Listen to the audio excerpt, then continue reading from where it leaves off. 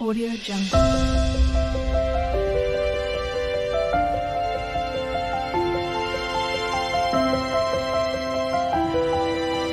Audio Jungle. Hello friends, कैसे हैं आप सब लोग। आज हम लोग रसशास्त्र सब्जेक्ट में यंत्रोपकरण प्रकरण, जिसमें यंत्र के बारे में बताया गया है। किस प्रकार के यंत्र, जो भी रसशास्त्र और भैसाजी कल्पना में प्रयोग होने वाले इक्विपमेंट्स हैं, ठीक है, उनके बारे में जो भी डिस्कशन है उसको इसके अंतर्गत रखा गया है। इस वीडियो में हम लोग यंत्र शब्द की निरुक्ति के बारे में देखेंगे और जो विभिन्न प्रकार के यंत्र यूज होते हैं उनके बारे में डिस्कस करेंगे। क्या होते हैं, कैसे यूज होते हैं, उनके बारे में डिस्कस करेंगे। वीडियो को आगे देखने से पहले अगर आपने हमारे चैनल को सब्सक्राइब नहीं किया तो सब्सक्राइब कर लीजिए, जिससे आपको आने वाली और भी वीडियोस के नोटिफिकेशन मिलते रहेंगे। तो चलिए स्टार्ट करते हैं। तो सबसे पहले इसमें देखते हैं यंत्र शब्द की निरुक्ति। तो यंत्र शब्द की निरुक्ति में एक छोटा सा श्लोक दिया हुआ है। क्या है कि यंत्रते नियम्यते बध्यते रक्ष्यते वा पारद आदिर्नेनोपनयन तद्यद यंत्रम। पारद आदि द्रव्यों को जिन उपायों द्वारा यंत्रित, नियमित, बाध्य तथा रक्षा की जाती है उसे यंत्र कहते हैं। यहाँ पे दिया हुआ है। इसके बाद एक और श्लोक है रसरत समुच्चय के द्वारा कि स्वेदादि कर्म निर्मंतु वर्ति केंद्रे प्रयत्नतः यंत्रते पारदो यस्मात् तस्मात् यंत्रम इति स्मृतम।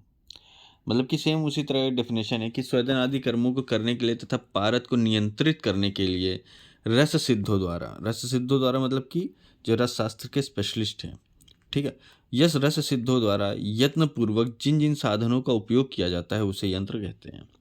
इसी प्रकार एक और श्लोक होता है कि रसो नियंत्र्यते ये नियंत्रम तदिधि उच्यते। मतलब जिस साधन के द्वारा पारद को नियंत्रित होता है उसे यंत्र कहते हैं।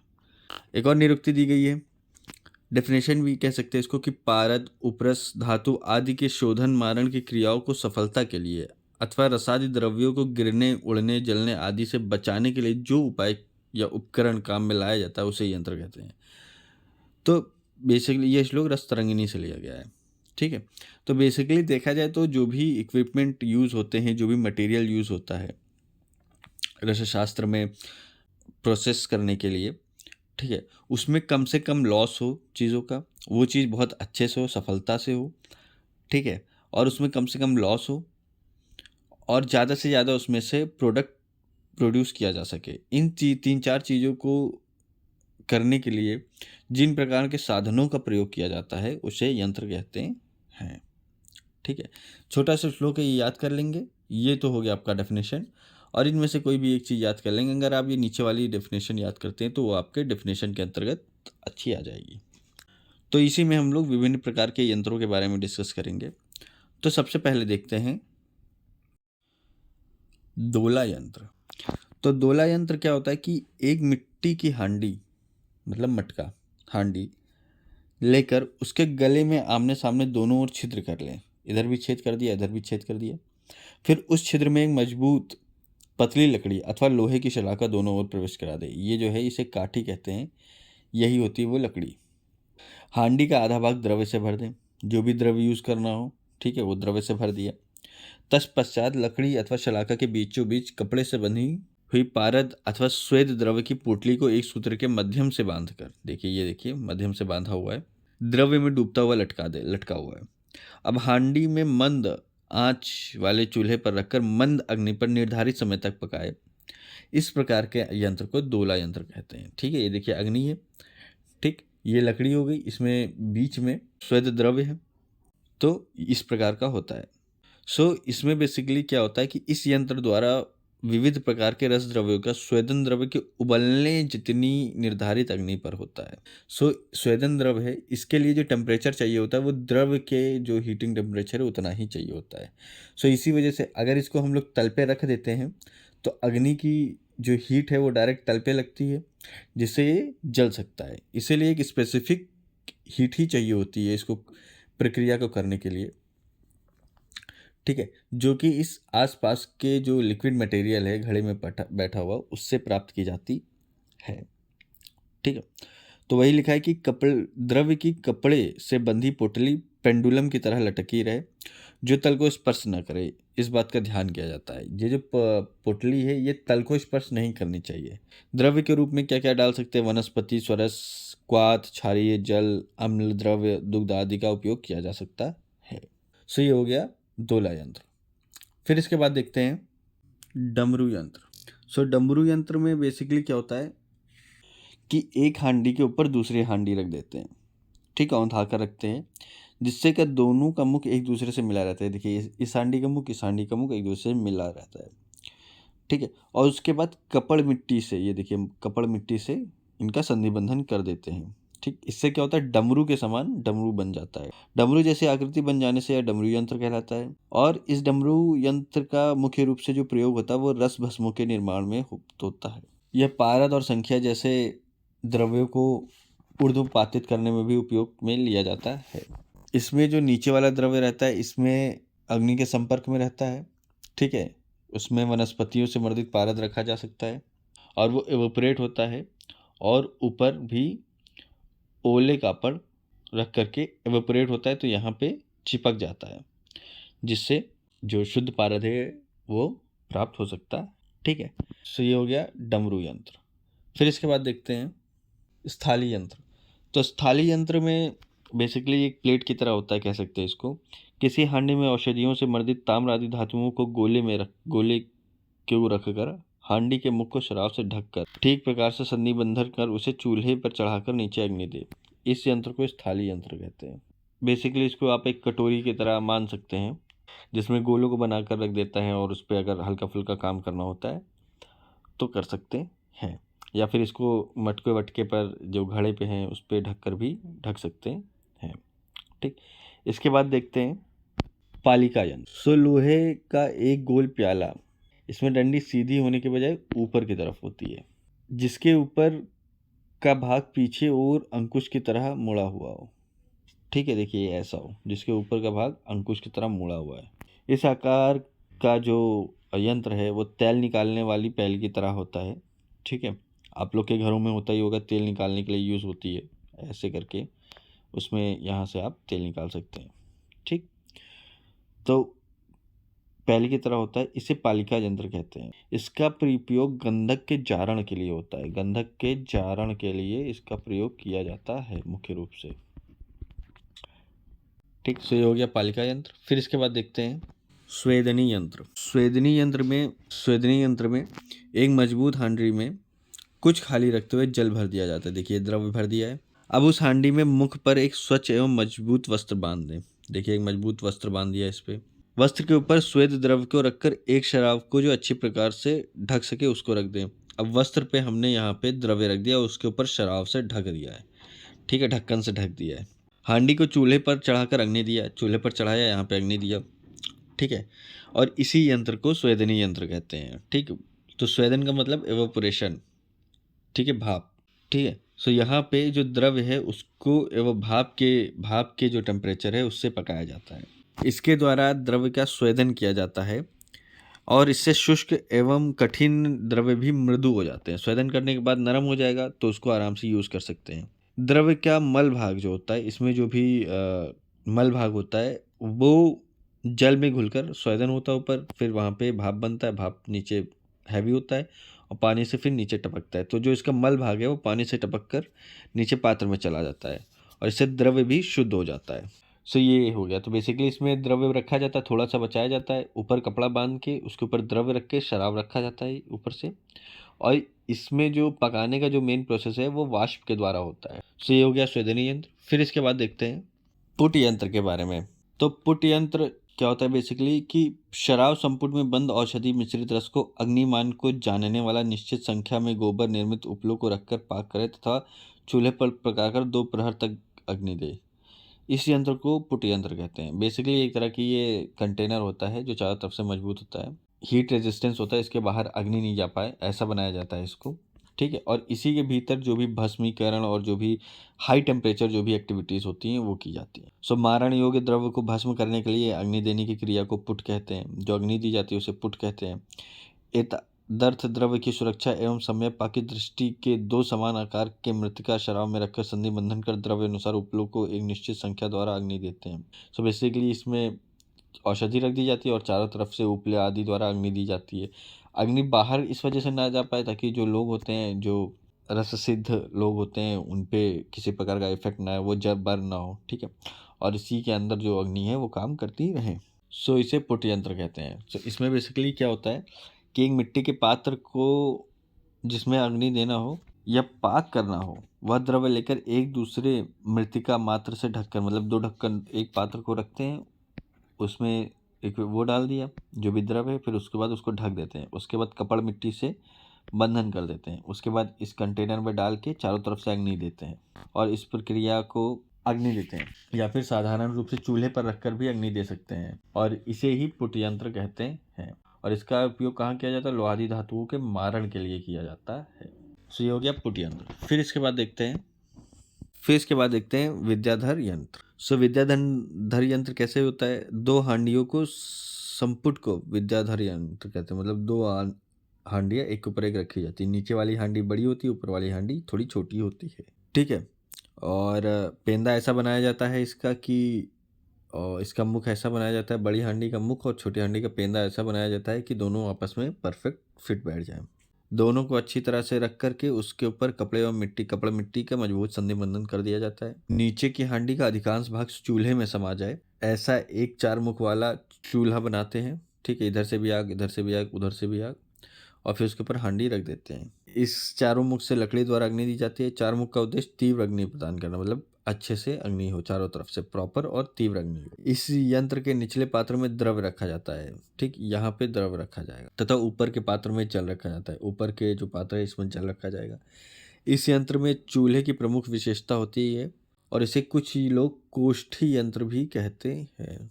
कोष्ठी यंत्र भी कहते हैं, ठीक, तथा कुछ इसे पातना यंत्र भी कहते हैं। इसको पातना यंत्र भी बोला जाता है।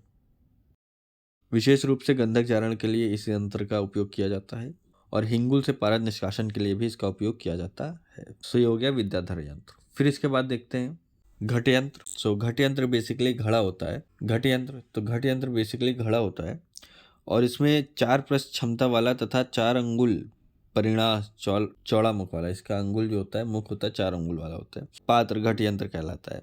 आप्यायन यंत्र भी कहते हैं। एक इंपॉर्टेंट पॉइंट नोट कर लीजिए कि कई बार एग्जाम्स में 2 नंबर में इनके जो चेंज नेम है, ठीक है, जो अन्य आचार्यों ने नाम उल्लेख किया उस नाम से 2 नंबर में आ जाता है कि इसका वर्णन कीजिए या इसका वर्णन कीजिए। सचित्र वर्णन भी आ जाता है कई बार। सो जो दूसरे नाम हैं उनका भी आप लोग याद रखें, एग्जाम्स में पूछ लेता है कई बार। फिर इसके बाद देखते हैं ऊर्ध्वपातन यंत्र। तो ऊर्ध्वपातन यंत्र में इस यंत्र के निर्माण के छोटी और बड़ी 2 हांडी अपेक्षित होती हैं। और हांडी किस प्रकार की होनी चाहिए कि बड़ी हांडी का जो मुख है वो छोटी हांडी के मुख को इजीली जो है एडजस्ट कर ले अंदर। ये देख सकते हैं आप डायग्राम। ऊपर वाली हांडी का पृष्ठ जो तल है वो 16 अंगुल विस्तार वाला होना चाहिए और इस पृष्ठ तल पर 6 अंगुल चौड़ा, 10 अंगुल लंबा तथा 4 अंगुल ऊंचा वाला अलबाल, मतलब जलाधार बना होना चाहिए, ठीक है। ये देखिए बना हुआ है।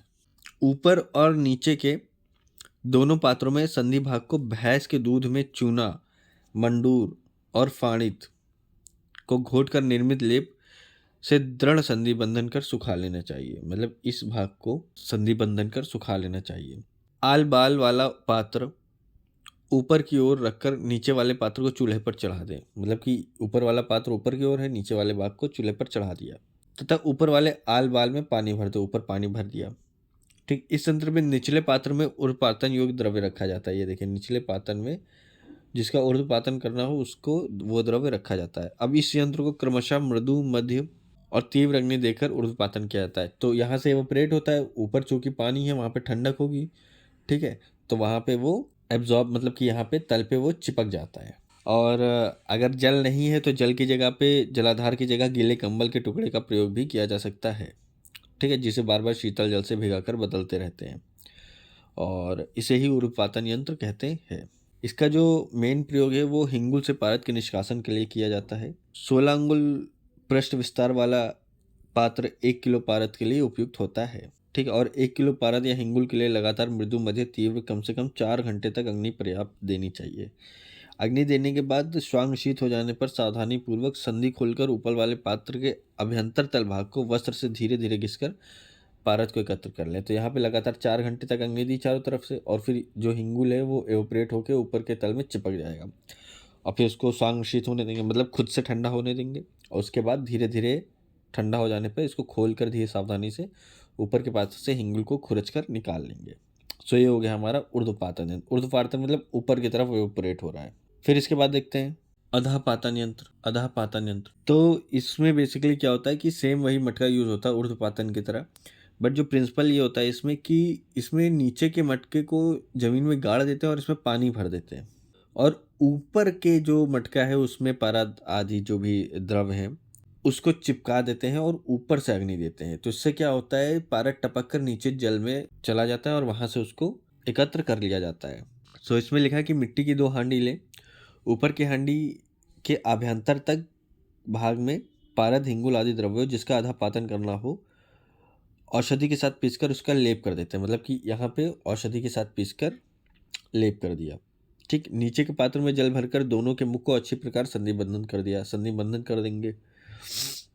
अब जल वाले पात्र को भूमि के अंदर गाड़ दें और ऊपर के पात्र को अच्छी तरह उपलों से ढककर अग्नि प्रज्वलित करें, और सांगशीत होने पर नीचे के जल वाले पात्र को पारद से प्राप्त कर लें। इसे अधःपातन यंत्र कहते हैं, और इसका प्रयोग पारद के अधःपातन, मुख्य रूप से पारद के अधःपातन के लिए किया जाता है।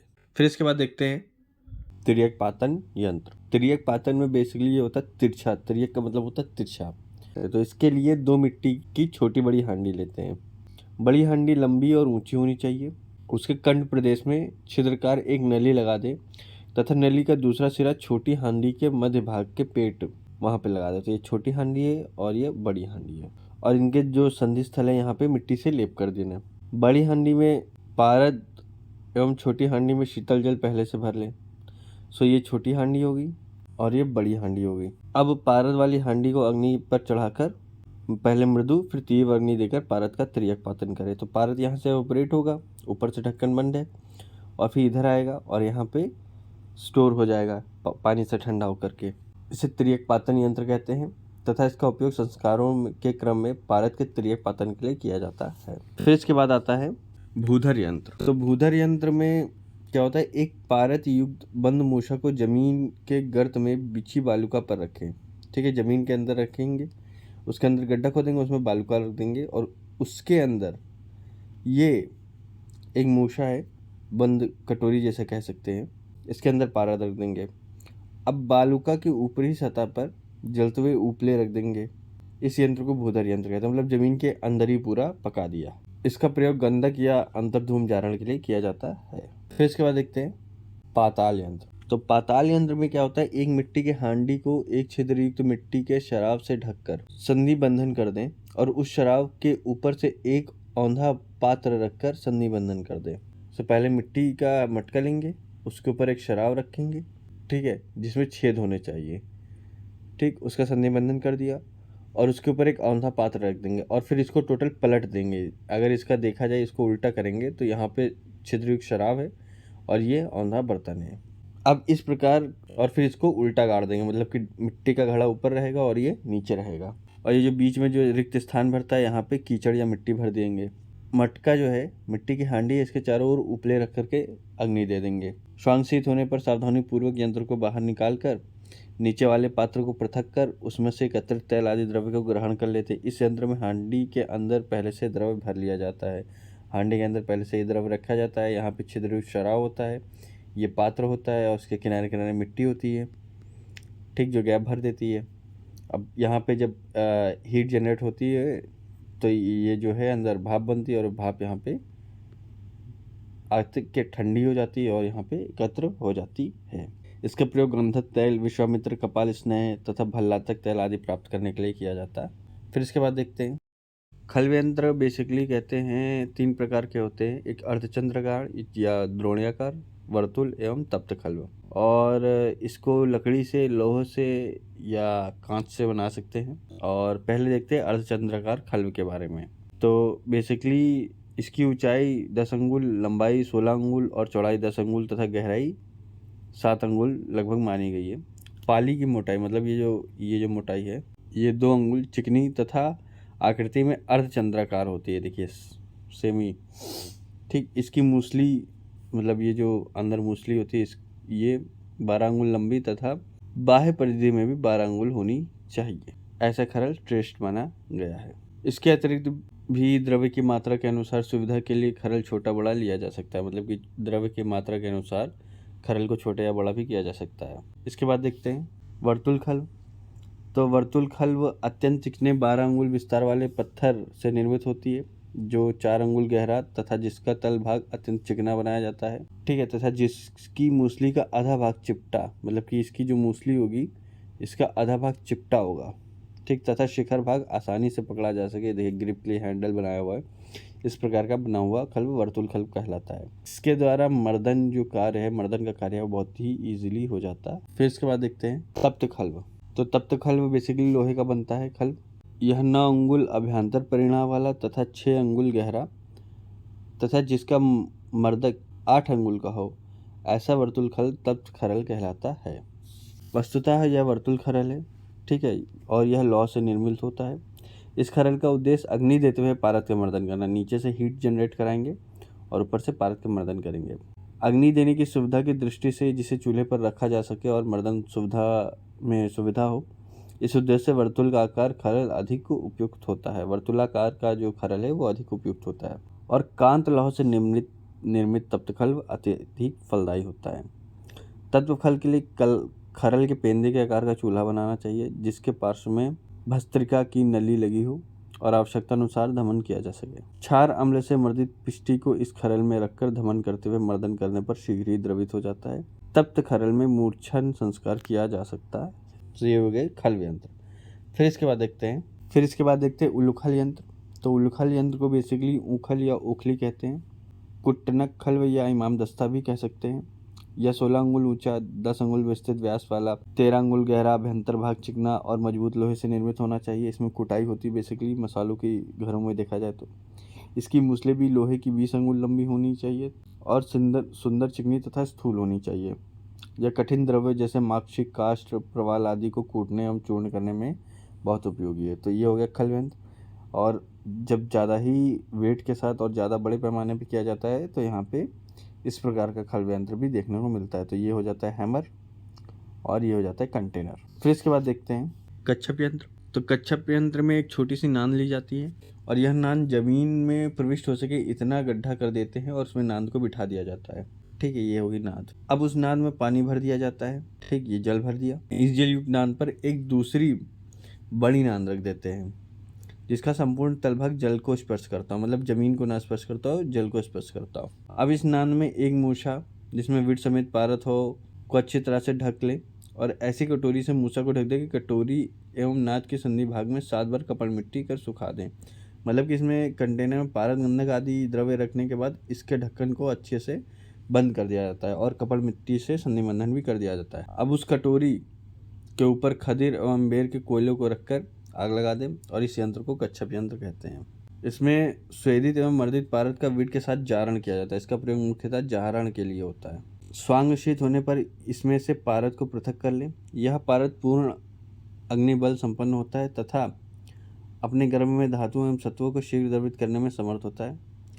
पारद द्वारा ग्रस्त धातुओं को गर्भ दुर्ति हेतु भी इस यंत्र का प्रयोग किया जाता है। अग्निबल से पारद के गर्भ में स्थित सभी द्रव द्रवित होकर पारद में जीर्ण हो जाते हैं। सो ये हो गया कच्छप यंत्र। और इसी के साथ जो यंत्र प्रकरण में हमारा वीडियो ये भी ख़त्म होता है। और अगर आपको वीडियो समझ में आया हो पसंद आया हो तो वीडियो को लाइक करें, चैनल को सब्सक्राइब करें। अगर किसी प्रकार का कोई कन्फ्यूज़न है, कोई डायग्राम ना समझ में आया हो तो आप कमेंट बॉक्स में कमेंट करके पूछ सकते हैं। और आप कमेंट बॉक्स में कमेंट करके ये भी बताएं कि और कौन कौन से यंत्र यूज़ होते हैं तो मैं उन पे भी वीडियो बना दूंगा। And thank you so much for watching.